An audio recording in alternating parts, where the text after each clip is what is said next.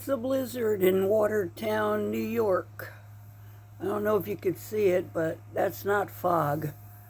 That is snow.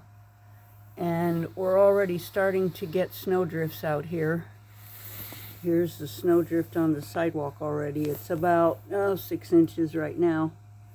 But yeah, you can see it's just snowing like crazy. And the wind, ooh, we hit about 70-mile-an-hour winds.